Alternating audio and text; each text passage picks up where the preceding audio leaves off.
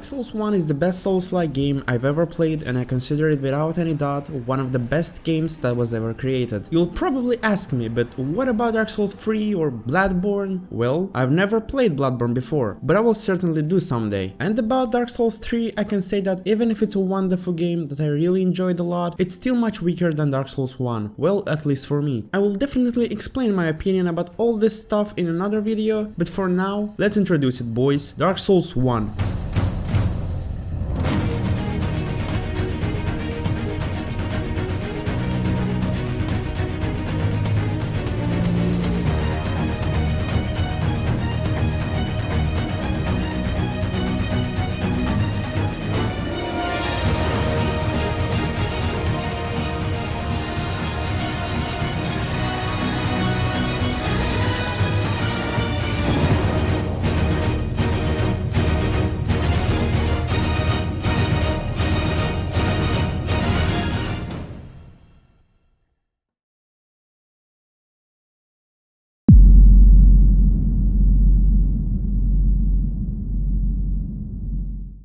Even if I think that Dark Souls 1 is not the game that is known for its graphics, I should probably emphasize that the graphics in this game are at a pretty decent level. But let's not talk about the quality of textures or the blinks of sun right now. Let's discuss the graphics in terms of how hot the game looks in general. Well, I think that it's pretty obvious for those who play Dark Souls 1 that the appearance of enemies, armor, weapons, locations, bosses and other stuff is rather cool. Just look at this set of Artorias. Or maybe you would like to take a look at the Dark set, Katarina set. Do you still think it's not cool? Oh, I see. I have something special for you then. Iron set, aka Solaris armor. Are you impressed now? Okay, let's retreat a bit from armor and switch to locations. Although I think that Dark Souls 1 doesn't have the best locations from Dark Souls games, there are some of them that I really like. For instance, the Duke's Archives, a great location with splendid level design that I fucking love. But it's still not my favorite location, just because the amount of mobs there are and their increased damage due to channelers there that are a big pain in the ass. Then the list is followed by Anor Londo, or also known as Anal Rodeo. This is an apparently hard place to get through, but also an admirable one. I still remember this breathtaking moment when I first time arrived in Anor Londo after a terrible place called Sans Fun House. The moment I walked down the stairs and realized that I finally came across the place known as the seat of the power of the gods. This was so fucking exciting back then. There are also a lot of places I would like to tell you about, such as Ash Lake, Olasil Township, Painted World of Ariamis and many others, but I don't really want to draw out this section, so let's continue.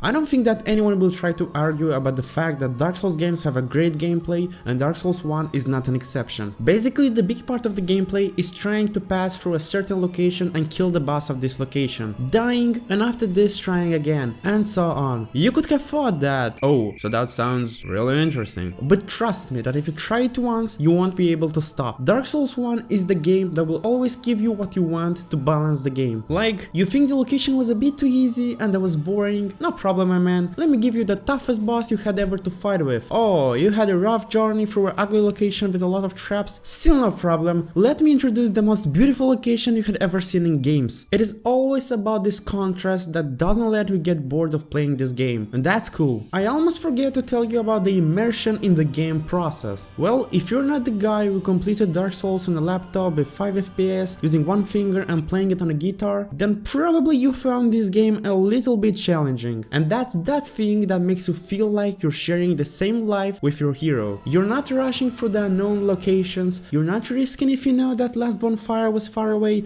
and you're not feeling like the main danger, like in many other games, just because you're not. Every single enemy can kill you, every chest you think that has something good for you can eat you, and there are even slopes trying to ruin your gameplay. But after all of these challenges, after passing through rooms in the location, you finally come across the boss. You will definitely die a couple tries, as long as it's not Pinwheel. Call an ambulance! Call an ambulance!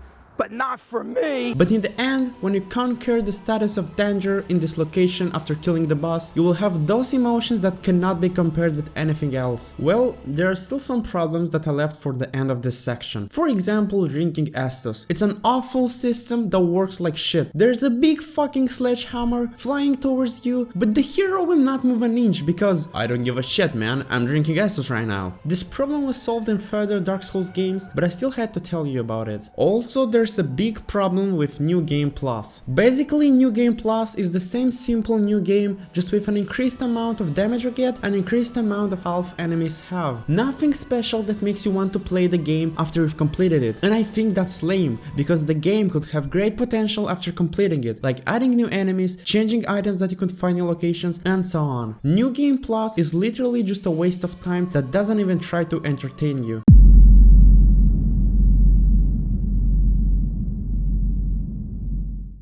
Oh yeah, you have probably waited the whole video for this topic, so here it is. How friendly is the game towards new players? Well, the first thing I want to say, it's not. It's not friendly at all. No matter who you are, a veteran of this game, a newbie player, this game just doesn't give a fuck. I think a big part of people watching this video have gone to catacombs instead of going upwards to the bridge. Yeah guys, I feel you. Mostly the game doesn't give a damn about players that don't know what to do. It's your mission to accommodate with the local atmosphere and find the answers to your questions by yourself, and I believe that's great. It's not an ordinary game such as Far Cry, Assassin's Creed or Tomb Raider. Although I like all of those games a lot, I think they're too easy to complete and don't even try to make you think a little bit. All you have to do to progress through the game is holding W, and in my opinion, that's so sad. Also, there's a popular opinion about Dark Souls that this game is hard to complete, and not everyone can do this. Totally wrong. Dark Souls 1 is a pretty uncomplicated game that just tries to make players think about the consequences of their actions. You will die a lot if you still haven't become familiar with the controls after a couple hours. You will die a lot if you still haven't understood that rushing through locations is not the best idea. You will die a lot if you'll be greedy and clinging on every small attack window to perform a hit on the enemy.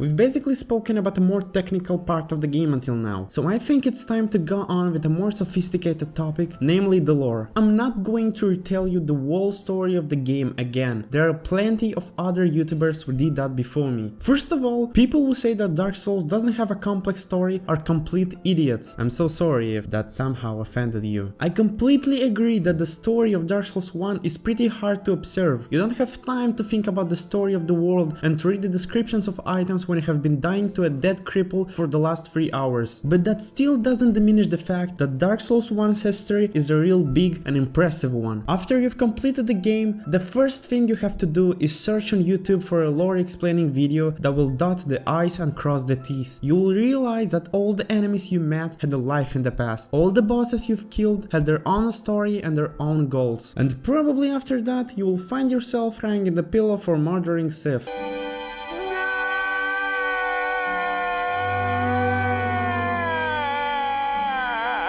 Also, I really want to emphasize Artorias, Gwyn and Manus. Those three are the most well put together characters that I liked the most. Artorias was a brave warrior that lost his sanity after trying to save all the people from the terrible abyss that was willing to get out. He's fighting us with a broken main arm, but he's still incredibly strong and a serious enemy to fight. Even though he still looks like he's okay, all that remains from Artorias is just a shell that hides the pure chaos of Abyss.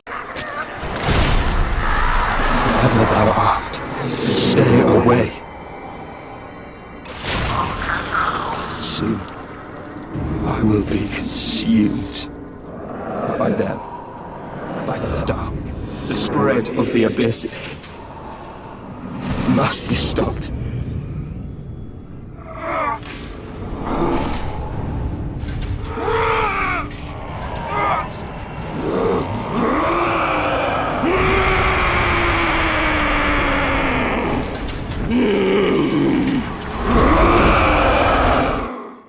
Manos was a pygmy with a big heart. He found the strongest soul, namely the Dark Soul. He divided it among all of the other pygmies, thus creating the people. His little story teaches us that someone else's weakness does not make us stronger. And at last, Gwyn. He was the king of the Age of Fire. He was so concerned about the approaching end of the Age of Fire that he unnaturally prolonged his age by sacrificing himself to kindle once again the first flame. He is the last boss of the game, and when we firstly meet him, he's just a common hollow that doesn't even look like the king we've been told about all this time. He is not the king anymore, just a shell that protects the last little amount left of the first flame.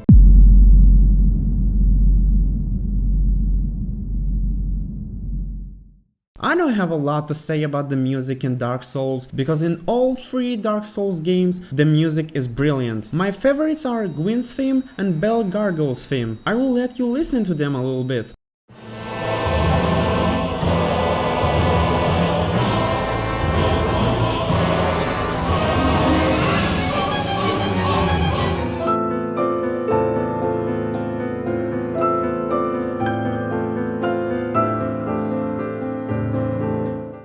As I said in the beginning of this video, Dark Souls 1 is a wonderful game that became my favorite one not so long ago. Even though I hated it when I just started playing, I already completed this game more than 4 times. Every single playthrough was unique and resulted in an amazing experience. I love Dark Souls and challenge you to complete it too. If you already did so, don't forget to leave a comment under the video telling your experience. I will read it with the greatest pleasure. Thank you for watching this video. Praise the sun, young hollow. Hey, Dark Souls fans, the chosen undead is in serious trouble in Anor Londo and needs your help to defeat Ornstein and Smough. He just needs your credit card number on the front and back and the expiration date, but you've got to be quick or he'll get epically owned by the invaders. No decks allowed.